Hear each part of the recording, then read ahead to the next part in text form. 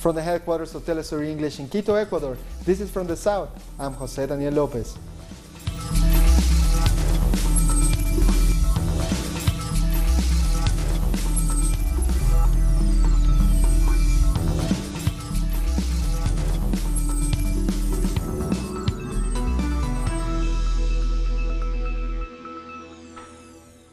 We start in Honduras, where a group of 1,500 migrants is growing in size as they continue to walk towards the United States. Their journey began on Saturday in the city of San Pedro Sula, in the north of the country. A representative from the U.S. Embassy in Honduras expressed deep concern over the situation and said the people are being given false promises. Organizers say participants are not being promised anything, but they're simply feeling poverty and violence. There are no work opportunities here. One has to look for the best opportunities. I'm traveling with 4 children, and we're heading to the United States. Donald Trump has to receive us, just as we receive the Americans over here. They will have to accept us over there. I feel well, thank God, because we are all united like brothers, helping one another and fighting for an objective we all have. We are all staying positive. I hope we are all positive, no negativity. And as the migrant caravan continues to head north, the government of Guatemala announced it won't be allowed to cross the border. In an official press release, Guatemala's migration services say that the caravan is promoting unsafe and irregular migration, adding that the journey is endangering national security as well as the safety of underage migrants.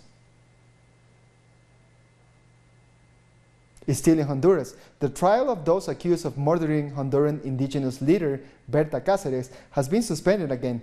The courts still haven't responded to the demands of her family. Our correspondent Gilda Silvestrucci with the latest from Tegucigalpa. El proceso de juicio contra los asesinos de Berta Cáceres.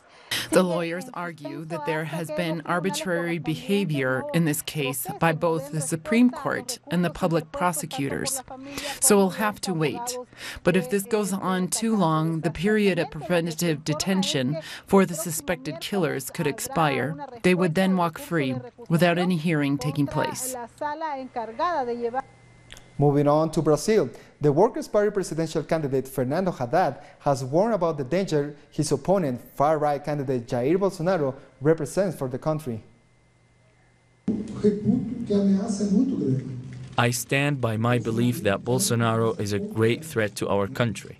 He's a threat against public institutions and our very democracy. I would be willing to speak to him, but I need a response. I try to reach out every day. I even said in an interview that my government would be much more inclusive, that we would not make the same mistakes as before. We want a government where we can have open debates about all issues and proposals. Haddad also criticized the role of mainstream media during the election campaign. I will not mince words. The press is treating one of the worst politicians in Brazilian history with the utmost serenity. My opponent is, without a doubt, within the top 10 worst politicians in history, and yet he's being normalized by the media. He's not being treated like a big deal of a problem. Hundreds took to the streets of Rio de Janeiro on Sunday to unite against fascism at a rally to honor the memory of Marielle Franco. The rally was called in response to the destruction of a replica street sign with the councilwoman's name by 2 deputies from Jair Bolsonaro's far-right social party.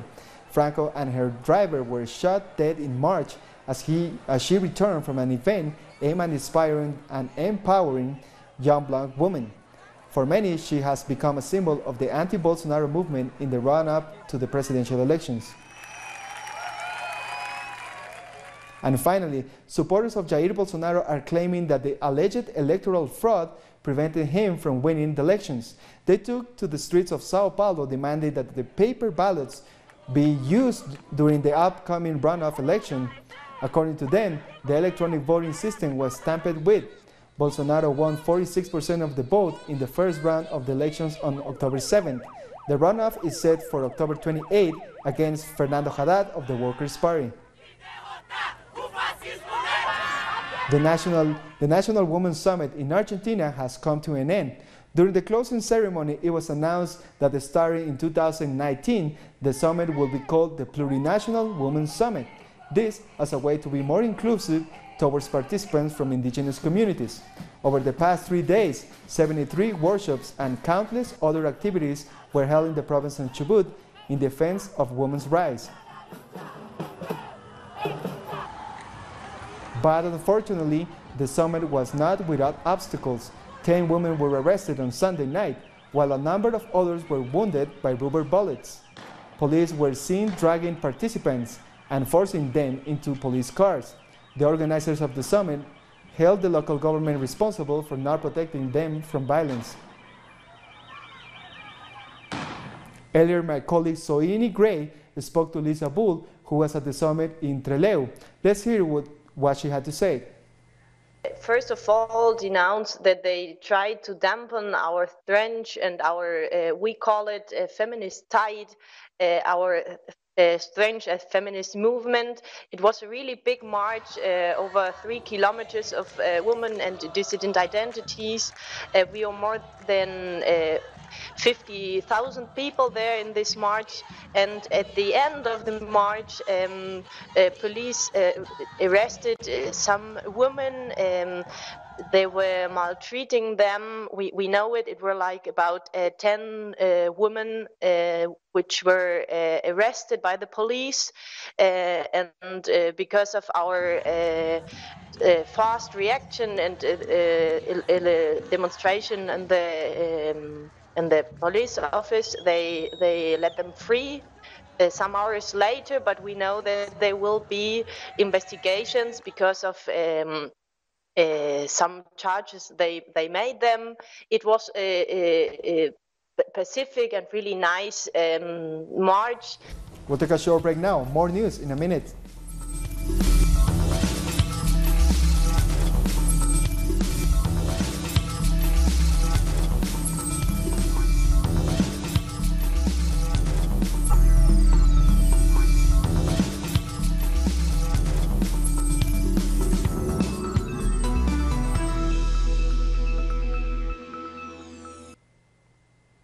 Welcome back. The Caribbean community confronting climate change from the perspective of its devastating effect on the small island states. Speaking on behalf of CARICOM at the UN Committee on Climate Change, Ambassador Elizabeth Thompson lamented the state of things. As the Prime Minister of Barbados spoke in the General Assembly, that island, my island, was underwater, in some cases chest high. And I'm not talking about the chest of people short like myself. 2 weeks ago, there was an earthquake off the shores of Martinique, Guadeloupe, and Dominica. And just last week, Haiti experienced yet another devastating earthquake when its citizens were still trying to recover from the destructive and traumatic earthquake of 2010. We contribute the least to climate change, but we are simultaneously the most at risk from its negative effects and the least equipped to withstand and adapt to the social, environmental, and economic impacts of climate change. After the Intergovernmental Panel on Climate Change made their latest report public, many were shocked by the findings. The report states that if governments want to achieve less than 1.5 degrees Celsius global warming, we need to stop using fossil fuels immediately. Based on current usage, we are on track for an increase of more than 3 degrees Celsius by the year 2100. Earlier, my colleague Soini Gray spoke to one of the authors of the IPCC report, Dr. Michael Taylor. When we're talking about degrees in global warming since the pre-industrial time, you know that the world has seen about a 1 degree increase in global warming since pre-industrial times. And so what this report tried to do was do a scientific assessment of what would happen if the world saw 1.5 degrees, which is only a half degree more than we have already seen by, for example, the end of the century, versus 2 degrees versus 2.5 degrees or higher. The kind of results that the report are showing have significant consequences for the Caribbean and small island states.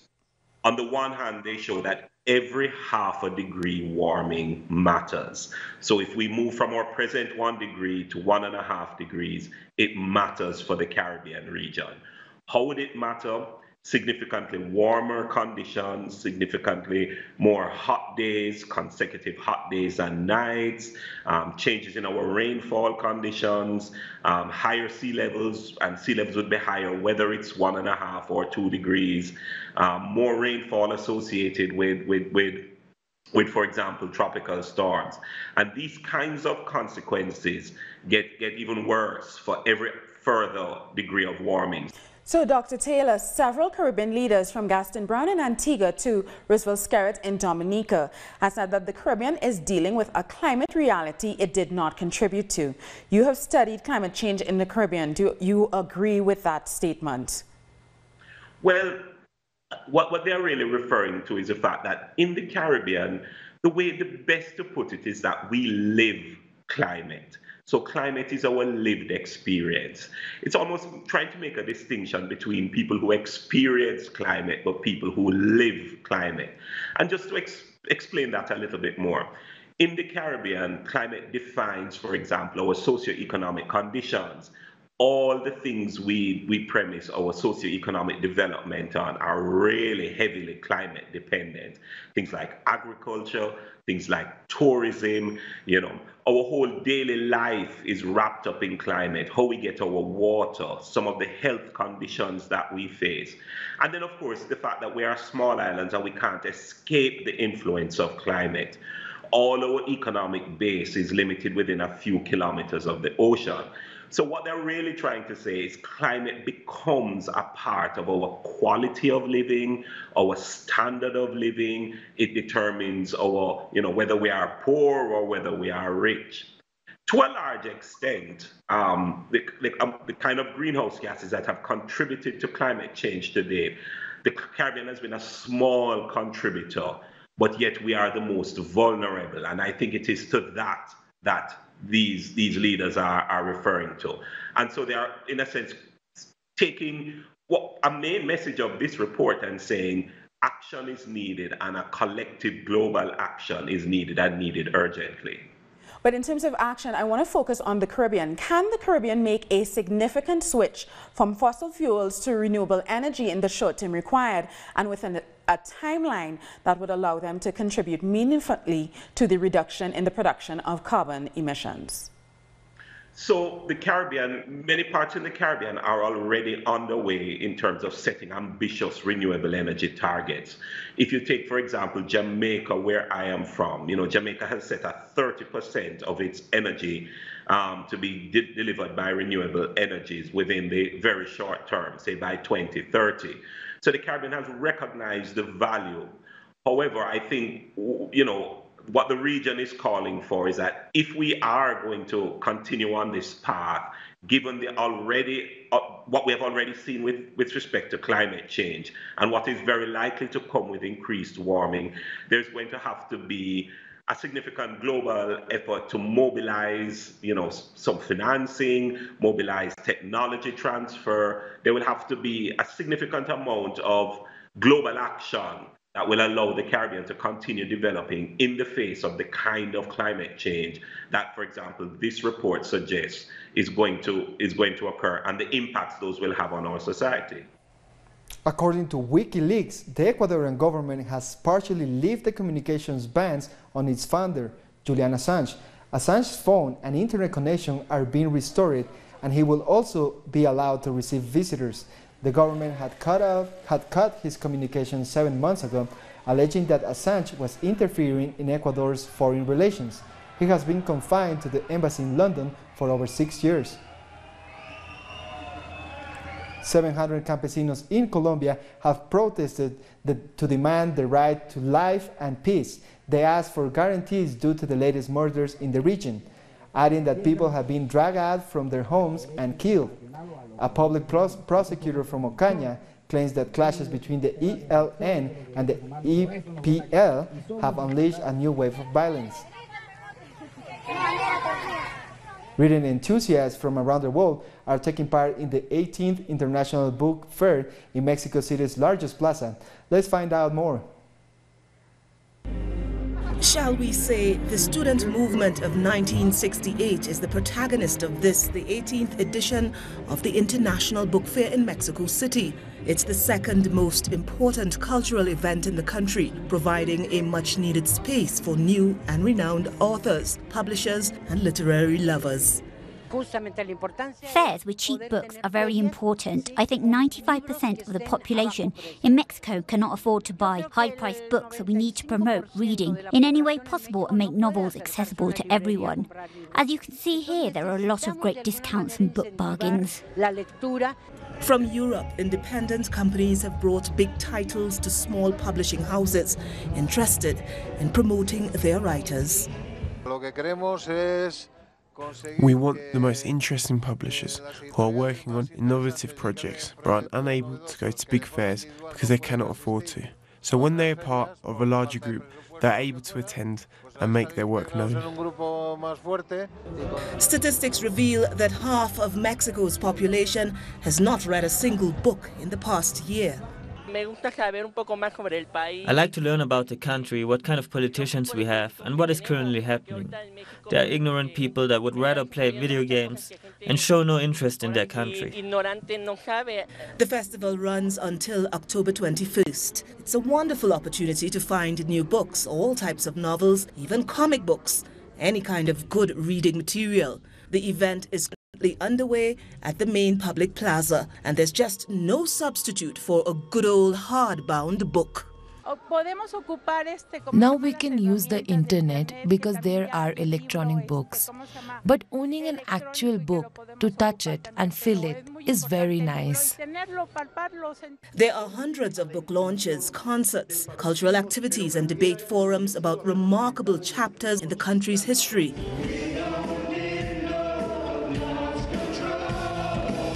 Some of this year's participants include Lebanese writer Basna El-Husseini, Jose Maria Riprul from Spain, Francis Patrick Bard, Vandana Shiva from India, and Pakistani journalist Tariq Ali.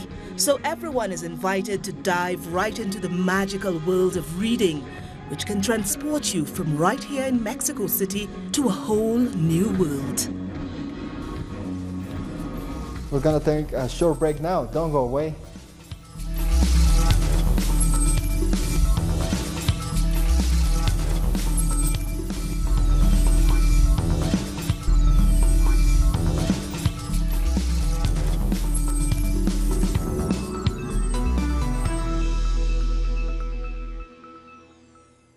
Welcome back.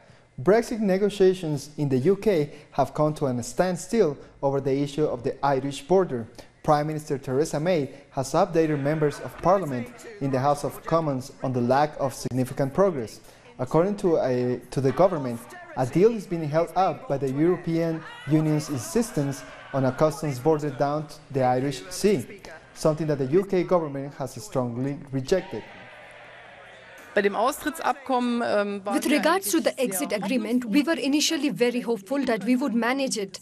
But at the moment, it is looking more difficult again because we keep getting caught in the questions of the Republic of Ireland and Northern Ireland because we all want the so-called Good Friday Agreement, which would allow for a life without border controls between the two Irish entities to be maintained in the future.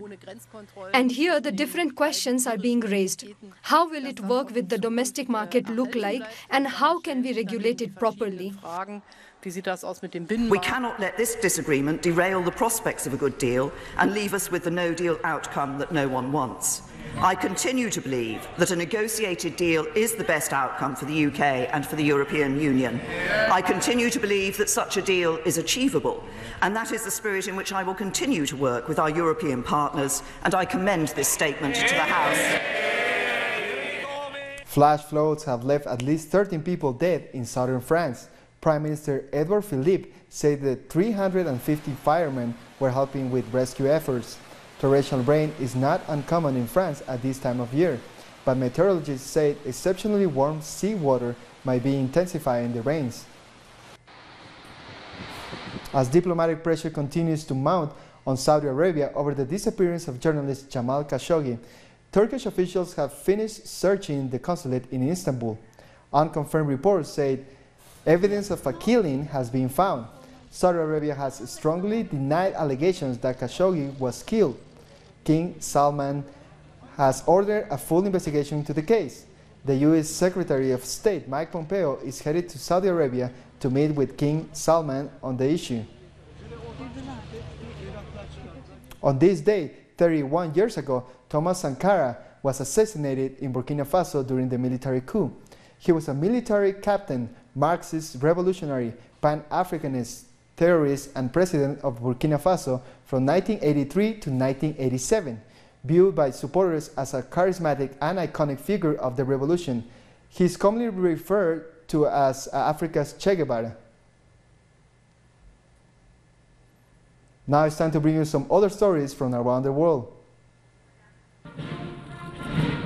France is prepared to help in North Korea's denuclearization efforts on the condition that it proves its commitment to the process. The announcement comes as South Korea's President Moon Jae-in is meeting his counterpart, Emmanuel Macron, in Paris. Although France is not directly involved in talks between the United States and the Koreas, its nuclear know-how could help prevent escalation.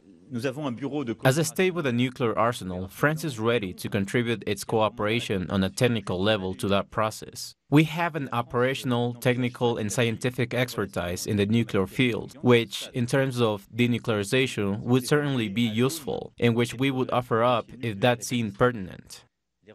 Hundreds of Moroccans have marched through the streets of Casablanca protesting against widespread corruption.